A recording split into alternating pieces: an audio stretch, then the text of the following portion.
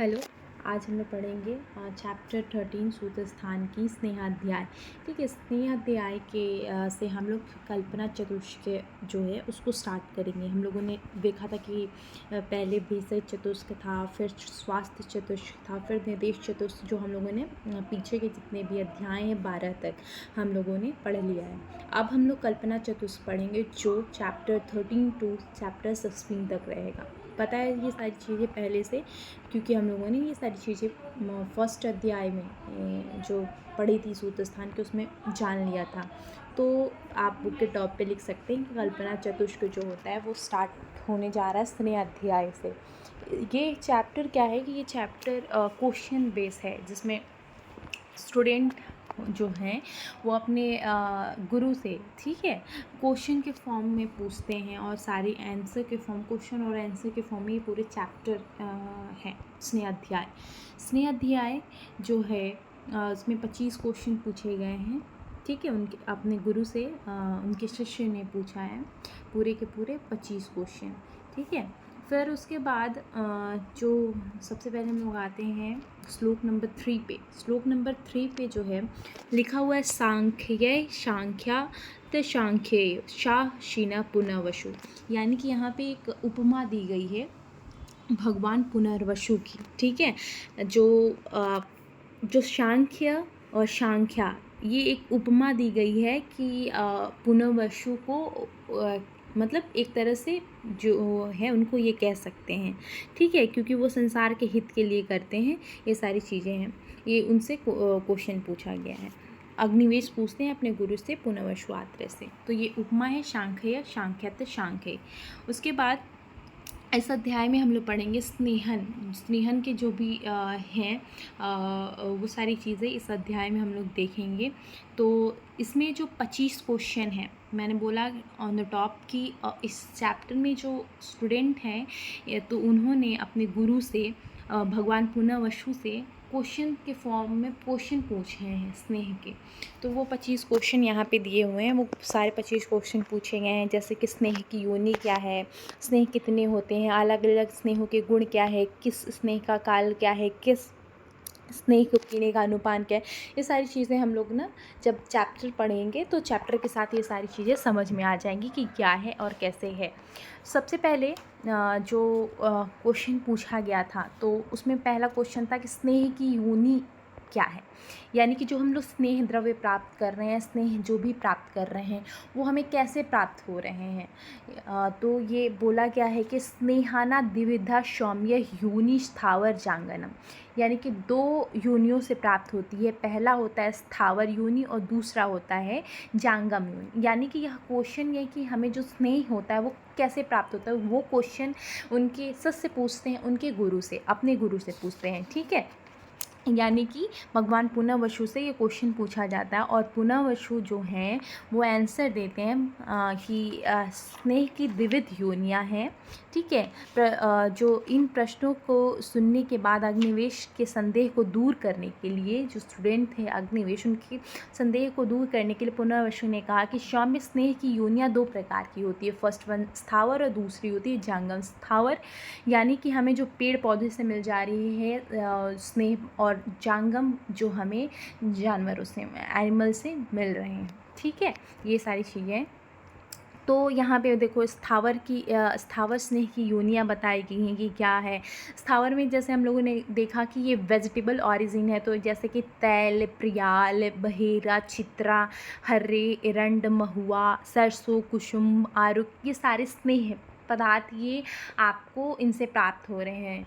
इनकी योनियाँ हैं किन से प्राप्त हो रही है। और जांगम स्नेह की योनि कौन कौन सी है, वो है जैसे कि उनसे क्या क्या कैसे स्नेह, मछली, मृग, ठीक है, पक्षी जंगम की योनियाँ है। इनसे दूध, घृत, मांस, वसा और मज्जा की प्राप्ति होती है।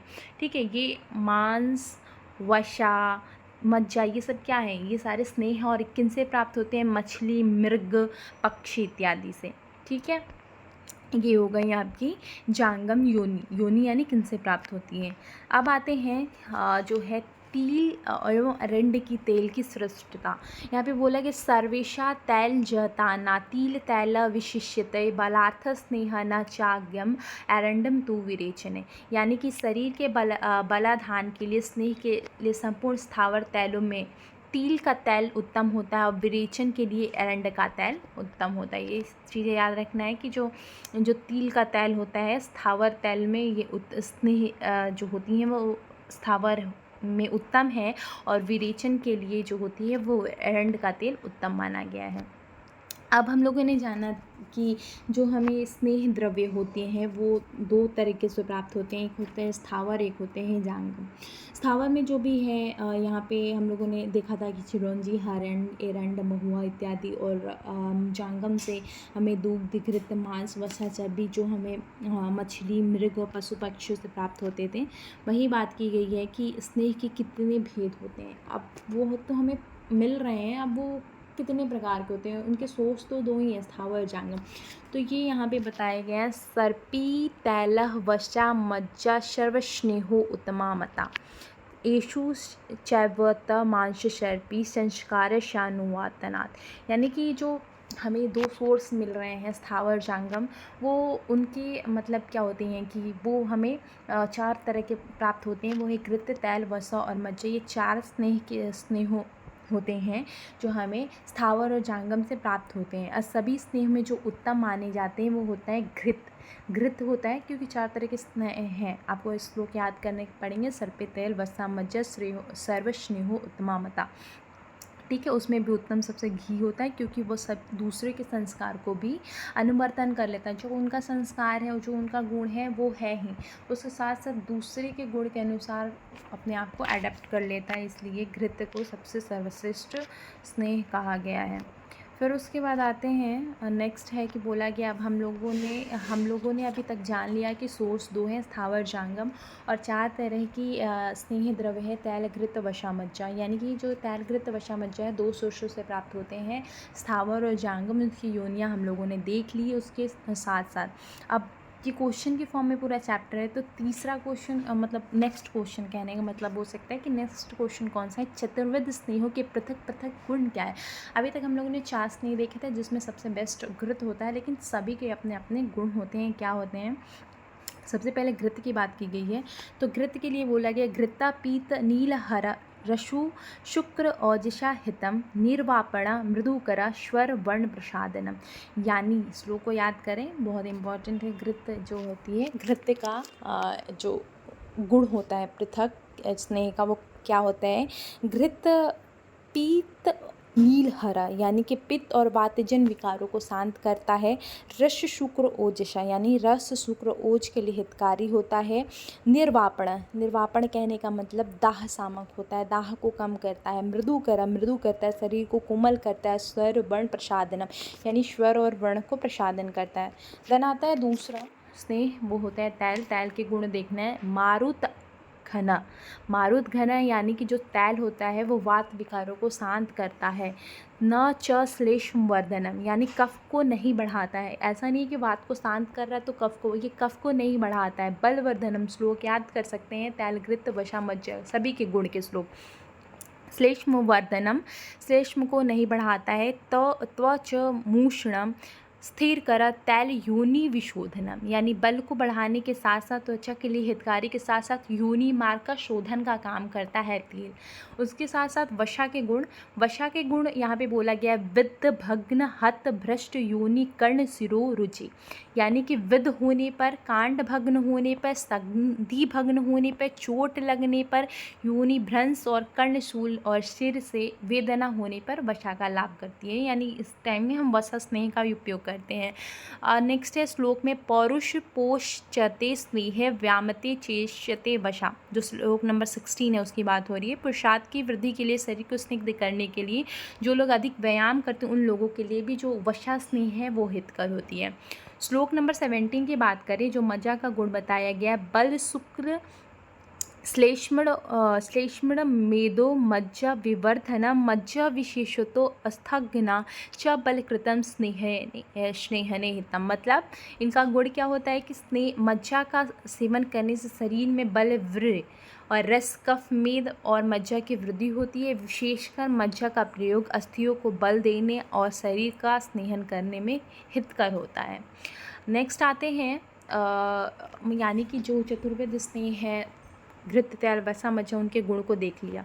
अब आते हैं क्वेश्चन है उनका, नेक्स्ट क्वेश्चन है कि जो 4 है 5 है क्वेश्चन, बोला गया कि जो स्नेहपान है घृत तैल वसा मज्जा हमें जिस ज़रूरत के अनुसार हम ले रहे हैं, स्नेहपान का काल क्या होता है, किस किस ऋतु में हम ले सकते हैं, कैसे किस ऋतु में, अनुपान क्या होता है कि उसके साथ हम क्या लेंगे। ठीक है, तो यहाँ पे बोला गया है कि जो स्नेहपान का काल क्या है, सर्पी सर्दी पातव्य, यानी कि जो सर्पी है यानी कि घृत है वो शरद ऋतु में लेना चाहिए, करना चाहिए शरद ऋतु में उनके गुण के अनुसार, यानी कि क्या है उसमें मतलब क्या ज़रूरत है घृत की, वहाँ पे हम लोग घृत दे रहे हैं तो वो शरद ऋतु में होनी चाहिए। उसके साथ है वसा मज्जा च माधवे, यानी कि वसा और मज्जा का सेवन बैसाख में करना चाहिए। तैल प्रावर्षी, यानी कि तैल का सेवन प्रावृत्त ऋतु में करना चाहिए। ओके, ये हो गई स्नेहपान का काल।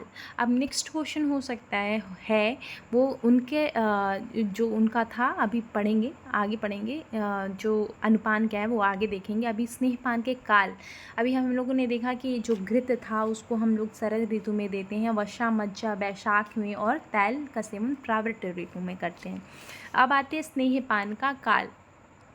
ठीक है, स्नेहपान का काल का बात की गया है, दिन और रात्रि के अनुसार देना है। वात पित्त अधिको रात्रा उष्ण चापी पिबेदना, यानी कि गर्मी के दिनों में वात और पित्त की अधिकता में, रात्रि के समय शीतकाल में कफ की अधिकता। अब नेक्स्ट आता है कफ की अधिकता, यहाँ तक एक था, जैसे कि गर्मी के दिनों में जिनका वात और जो पित्त है बढ़ा हुआ है उनको रात्रि में स्नेहपान कराते हैं। और नेक्स्ट है क्या है कि श्लेष्म अधिको दिवा शीते पीबेष्यत मल भास्कर, मतलब कि शीतकाल में कफ की अधिकता में दिन के समय मनुष्य को स्नेहपान कराना चाहिए। उस दिन करना चाहिए जिस दिन सूर्य भगवान स्वच्छ हो, बदल युक्त ना हो, यानी कि जिनका वात और पित्त है उनको ग्रीष्म ऋतु में रात में देना है, और जिनका कफ बढ़ा है, जिनके कफ का शमन के लिए हम स्नेहपान करा रहे हैं, उनको क्या करना है कि उनको देना है जो शरद ऋतु है, ठीक है, उसमें देना, शीतकाल में देनी है, वो भी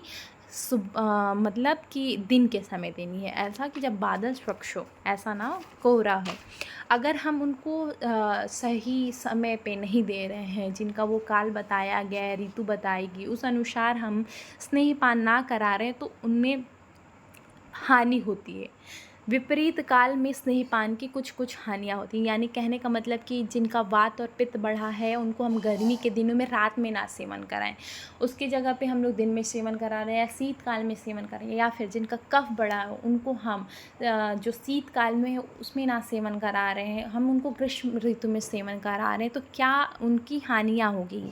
याद रखने वाली चीज़ें हैं। बोला कि अत्यंत उष्ण में, ठीक है, या वात प्रधान या पित्त प्रधान या वात पित्त प्रधान मनुष्यों द्वारा दिन में स्नेहपान, क्योंकि उनको रात में बोला गया था, अगर दिन में स्नेहपान किया जाता है तो उनको क्या होगा, मूर्छा, प्यास, उन्माद और कामला, ठीक है, रोग उत्पन्न होते हैं। और यदि उत्पन्न शीतकाल में कफ प्रधान मनुष्य द्वारा स्नेहपान रात्रि में किया जाता है, यानी कि उनको रात्रि में कराया जाता है स्नेहपान, उनको दिन में बोला गया था, उनको अगर रात्रि में स्नेहपान कराया जाता है तो उनको क्या होता है, भोजन में अरुचि होगी, उदर में शूल होगा, पांडु रोग उत्पन्न होंगे। ये हो गए यहाँ पे उनके जो स्नेहपान के काल क्या है मेनली, और कब देते हैं और ना देंगे तो हानि क्या है, ये सारी चीज़ें देखिए। अब हमें नेक्स्ट देखना था, क्वेश्चन पूछा गया था कि अनुपान क्या है। अनुपान यानी कि उनके साथ हम क्या देंगे, अगर स्नेहपान उनको दे रहे हैं, घृत तैल वसा मज्जा उसे पिला रहे हैं उनके रोगों के अनुसार, तो उनके साथ उनको अनुपान क्या देंगे।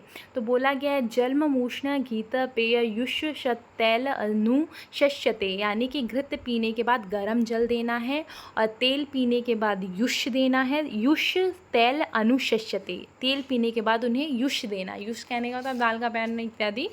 और वसा और मज्जा पीने के बाद उनको मंड पीने के लिए देना है। अभाव में यह सभी स्नेह के पीने के बाद आप गर्म पानी का जो होता है गर्म जल उनको पीने के लिए दे सकते हैं। अगर नहीं है तो घृत पीने के बाद वैसे आप गर्म जल दीजिए। तेल पीने के बाद उन्हें मंड दीजिए, युष दीजिए, माफ़ करिएगा, युष दीजिए। और वसा और मज्जा के बाद आप मंड दे सकते हैं। अब आते हैं नेक्स्ट कि अब हम लोगों ने देख लिया कि कितने भेद हैं, कितनी योनियाँ हैं, और कहाँ कहाँ सभी के गुण क्या है। तेल घृत वसा मज्जा को उनका देने का काल क्या है, उनके जो स्नेहपान से हानि होती है या काल में स्नेहमन करे, या फिर उनके अनुपान क्या है। अब आते हैं स्नेह की परिचारणाएँ, यानी कि स्नेह जो द्रव्य है, ठीक है, उनमें अन्य द्रव्यों के साथ मिलाकर स्नेह जो दिया जाता है, जो हम घृत तेल वसा मज्जा है उनको अन्य द्रव्यों के साथ मिला के देते हैं, उसको बोलते हैं स्नेह की परिचारणाएँ। आचार्य चरक ने, देखिए यहाँ पे लिखा हुआ, आचार्य चरक ने 22 और 64 दोनों परिचारणाएँ को माना है। तो आप याद करें, आगे के लिए एग्जाम के लिए बेटर रहेगा। 24 परिचारणाएँ पूछ भी सकते हैं। परिचारणाएँ कहने का मतलब कि जो स्नेह दे रहे हैं वो अन्य द्रव्यों के साथ मिला, किन किन द्रव्यों के साथ मिला के दे सकते हैं। ये 24 और 64 ये आचार्य चरक ने बताया, वाग्भट ने 64 बताया और काश्यप ने 20 प्रकार की बताई हैं।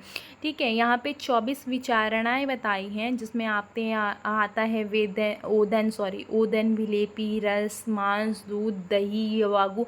अभी अनुपान हम लोगों ने देखा था, उसमें यहाँ पे आगे आ जाता है परिचारणाएँ। आप उसको किसके साथ दे रहे हैं, मिला के। आप घृत दे रहे हैं तो किस में मिला के पिला रहे हैं, वसा दे रहे हैं तो कैसे दे रहे हैं, ये सारी चीज़ें परिचारणाएँ हो गई, आपको याद करनी पड़ेगी। 24 परिचारणाएँ।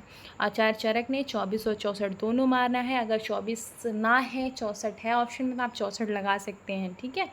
और वैसे 24 यहाँ पे भी दिया हुआ है, और आचार्य सुश्रुत ने 64 माना है। आप जो परिचारणाएँ हैं वो याद रखिएगा। नेक्स्ट क्वेश्चन है कि जो स्नेह की परिचारणाओं का गणना में निर्देश।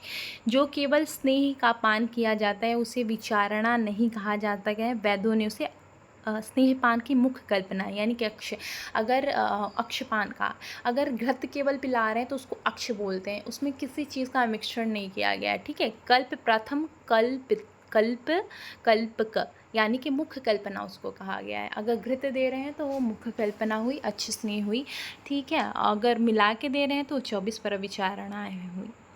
उसके बाद बोला गया है कि 64 प्रकार की परिचारणाएँ हैं, जिसको आचार्य चरक ने माना है। संपूर्ण या अलग अलग 6 रसों के योग से युक्त स्नेह, यानी कि जो रस रक्त मांस में मधुर अम्ल लवण कटु तिक्त कषाय जो हैं, ठीक है, तो वो हो गई 6 रसों के स्नेह से बनी हुई। वो उनसे एक एक करके, दो करके, ऐसे करके यहाँ पे 64 प्रकार की बताई गई हैं परिचारणाएँ, ठीक है। उनसे मिश्रण की परिचारणाएँ भी दे सकती हैं। तो इस तरह ये 64 हो जाती है, एक एक करके, दो करके, तीन करके, ऐसे करके ये 64 हो जाती हैं। अब आते हैं, नेक्स्ट क्वेश्चन है और उसका आंसर है कि स्नेह की मात्रा और मात्रा का प्रमाण कैसे करेंगे, हम कैसे क्या जानेंगे कितनी क्या मात्रा है, किनको क्या ज़रूरत है, वो तो आगे क्वेश्चन है ही, लेकिन कैसे उनकी मात्रा का निर्धारण करेंगे। तो उनका आंसर दिया गया है कि प्रधान, मध्य और ह्रस्व स्नेह की त्रिविध मात्राएं हैं। एक प्रधान मात्रा है, एक ह्रस्व मात्रा है, एक मध्य मात्रा है। जो स्नेह की मात्रा दिन और रात में पच जाए, ठीक है। अगर पेशेंट को घृत दे रहे हैं तो दिन रात में पच जा रहा है तो वो उसकी प्रधान मात्रा हुई। जो दिन भर में पच जाए वो मध्यम मात्रा है, और जो आधे दिन में पच जाए वो छोटी मात्रा है। ये हो गई यहाँ पे स्नेह की मात्रा। आचार्य चरक जो हैं उन्होंने 3 प्रकार की बताई थी, प्रधान, मध्यम और छोटी मात्रा, यानी कि हीन मात्रा।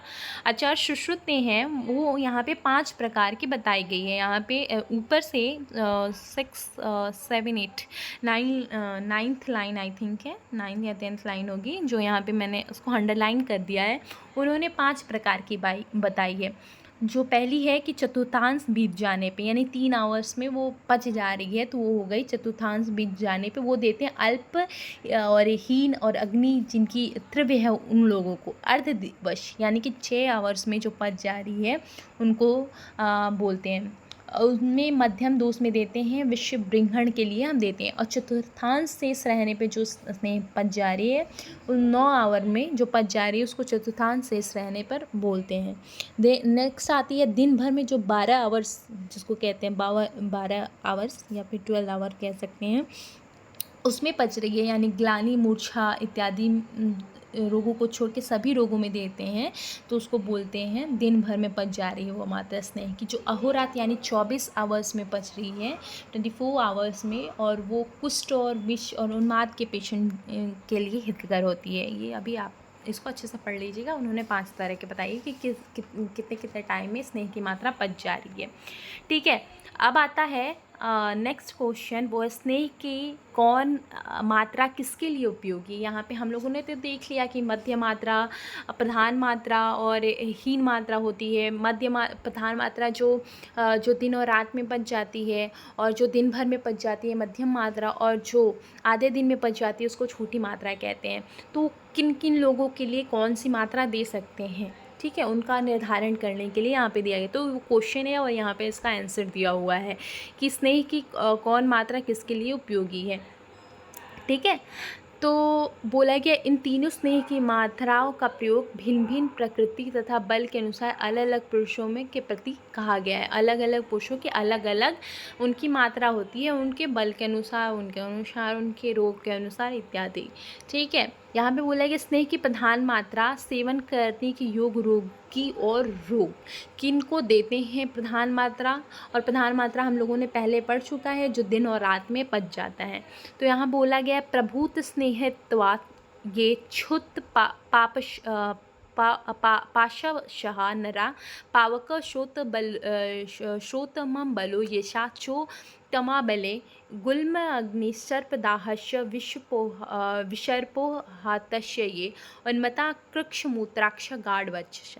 यानी कि जो पुरुष प्रतिदिन अधिक मात्रा में स्नेह सेवन का अभ्यासी हो, ठीक है, जिनको दे रहे हैं स्नेह पी ले रहा है उनको देते हैं प्रधान मात्रा। जो भूख और प्यास के वेगों को सहन करने का अभ्यासी हो, और जिस पुरुष की जठराग्नि बल उत्तम हो, और जिस पुरुष के शारीरिक बल उत्तम हो, पुरुष की गुल्म से पीड़ित हो, जिसे सर्प ने काटा हो, जो विसर्प से पीड़ित हो, उन्माद हो, मूत्रकिक्ष रोग से पीड़ित हो, जो मनुष्य का मल सूखा निकलता हो, उनको उत्तम मात्रा देते हैं। स्नेह की जो प्रधान मात्रा है उसको प्रधान मात्रा कह सकते हैं। प्रधान मात्रा के सेवन से क्या लाभ होता है, वो बोला गया है कि उत्तम मात्रा के सेवन स्नेह के गुणों को सुनो। अब आंसर दिया गया है कि यह उत्तम मात्रा विधि पूर्वक सेवन किया गया स्नेह शीघ्र ही रोगों को शांत करता है। सभी यानी कि जो रोग हैं, ऊर्ध्व है, अधो है, तिर्यक है, कोष है, मर्प संधिगत है, रोगों के मार्गों के अनुसरण करने वाला हो, या उत्तम मात्रा दोषों का अनुकर्षण करने वाली होती है, कम कर देती है और शरीर के बल को बढ़ाती है तथा इंद्रियों को मनोगत रोगों से दूर कर नूतन बनाती है। अब आती है स्नेह की मध्यम मात्रा। स्नेह की मध्यम मात्रा किनको देते हैं और कौन से रोगी योग्य हैं, तो इसमें सारे त्वचा के रोग आते हैं। बोला गया कुष्ठ, प्रमेह है, ठीक है, ये सारी चीज़ें, अरूषक है, स्फोट है, जिनके जो स्किन डिजीज़ है, अरूषक, स्फोट, पिडिका, कंडू, पामा, इन रोगों से पीड़ित मनुष्य को कोढ़ी या फिर प्रमेह, वात, रक्त, ठीक है, से पीड़ित रोगी को जो अधिक नहीं खाने वाला हो, जिनकी कोष्ठ मृत्यु हो, जिनका बल मध्यम हो, ऐसे मनुष्यों को स्नेह की मध्यम मात्रा देते हैं। स्नेह की मध्यम मात्रा की गुण क्या होती है, ये मंत्र विभ्रंशा, यानी कि मध्यम मात्रा में स्नेह के सेवन करने से अधिक उपद्रव होने से संभावना नहीं रहती है, इसलिए इसको मंद विभ्रंशा है। इसका नाम ही है मंद विभ्रंशा। यह मात्रा बल को अधिक रूप में कम नहीं करती है, मुँह सुख से शरीर का स्नेहन करती है, और इसका प्रयोग होता है नॉर्मली मध्यम मात्रा। अब आते स्नेह की ह्रस्व मात्रा के सेवन करने से योग और रोगी कौन से। अब थर्ड आती है ह्रस्व मात्रा, जो आधे दिन में पच जाती है। ये किन किन रोगों में देते हैं, ये मेनली वृद्ध को, बालक को, सुकुमार को, सुखी रहने वाले व्यक्ति को, जो कष्ट सहने के योग्य ना हो, उनको ह्रस्व मात्रा के देते हैं।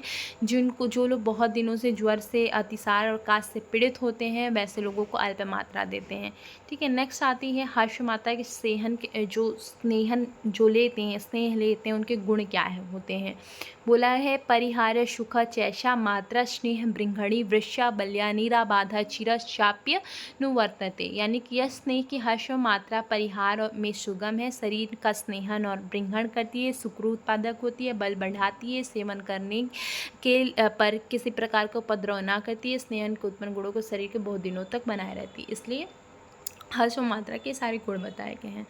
तो आज के चैप्टर में हम लोगों ने पढ़ा कि दो प्रकार की योनियाँ हैं, स्थावर जांगम, 4 प्रकार के स्नेह द्रव्य हैं। स्नेह द्रव्य जो घृत तैल वशामुच है उनके गुण को देखा हम लोगों ने, उनकी मात्रा को देखा, अनुपान देखा। अब नेक्स्ट हम लोग नेक्स्ट क्लास में पढ़ेंगे यहाँ से श्लोक नंबर 41 से, ठीक है। 41 से हम लोग नेक्स्ट क्लास में पढ़ेंगे। तो आज जो हम लोगों ने पढ़ा उसको एक बार देख लेते हैं कि जो हम लोगों ने पढ़ा था वो 13 चैप्टर स्टार्ट की थी। स्नेह की 2 योनियाँ को देखा, स्थावर और जांगम, ठीक है। स्थावर और जांगम हम लोगों ने योनि को देखा। फिर हम लोगों ने देखा कि जो तिल तैल है, रंड तैल है, तिल तैल को सर्व तेलों में श्रेष्ठ बताया गया था, ये देखा। रंड तैल को बल स्नेहार्थ में उपयोग होता है, ये चीज़ें हम लोगों ने देखी। उसके साथ साथ हम लोगों ने आज जो सर्पी है, तैल है, घृत है, वसा है, मज्जा है, उनके गुणों को देखा, ठीक है। सर्पी के गुणों को, तैल के, वसा के, मज्जा के गुणों को देखा आज के क्लास में। उसके साथ साथ हम लोगों ने जो उनके कौन कौन सी ऋतु में उनका प्रयोग कर सकते हैं, घृत का, तैल का, वसा, मज्जा, वो देखी। और किन ऋतु में और उनके सेवन से ना टाइम से सेवन करने से कौन से रोग होते हैं, वो हम लोगों ने देखा आज के क्लास में, ठीक है। नेक्स्ट हम लोग नेक्स्ट क्लास से पढ़ेंगे। Thank you.